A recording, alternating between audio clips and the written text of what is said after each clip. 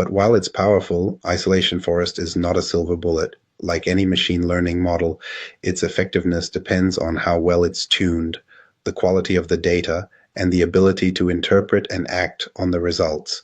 That's why visualization is such an important part of anomaly detection. Data scientists and analysts need to see why something was flagged as an anomaly and whether it's truly an issue or just noise. Up next, let's explore the best visualization techniques for interpreting isolation forest results and making sense of anomaly detection at scale. Detecting anomalies is one thing, understanding them is another.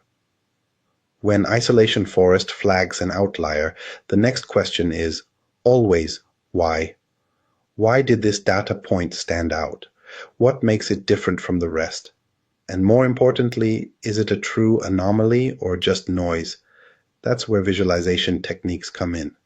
They transform raw anomaly scores into something interpretable, helping analysts, data scientists, and decision makers make sense of the results. One of the most effective ways to visualize isolation forest results is through scatter plots.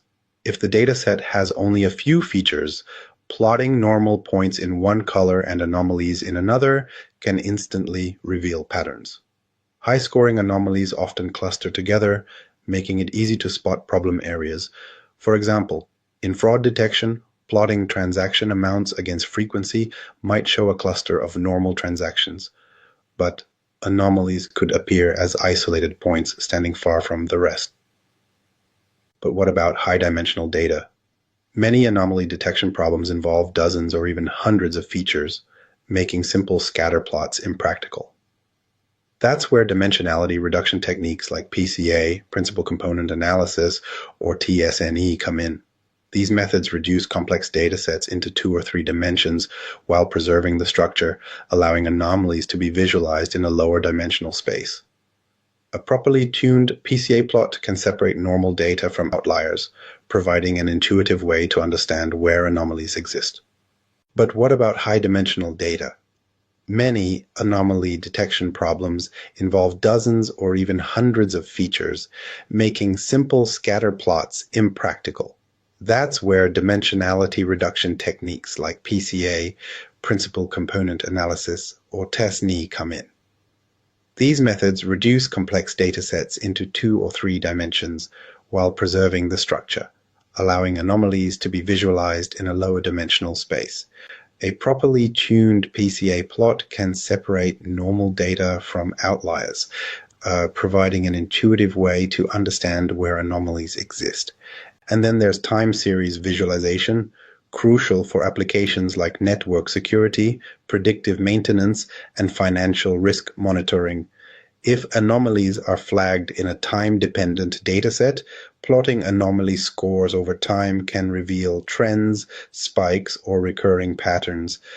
A sudden surge in anomalies at a specific time of day might indicate a cyber attack, while a slow increase over weeks could signal a deteriorating machine in an industrial setting.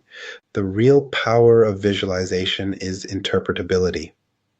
Machine learning models can be complex, but when we see anomalies in a visual format, it becomes easier to ask the right questions. Is this a real anomaly? What might be causing it? Should we investigate further?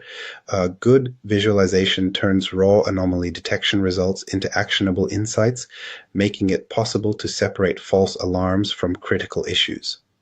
At the end of the day, data visualization isn't just about making pretty graphs, it's about making anomaly detection useful. A flagged anomaly means nothing unless it leads to action, whether that's preventing fraud, fixing an equipment failure, or stopping a cyber attack before it spreads.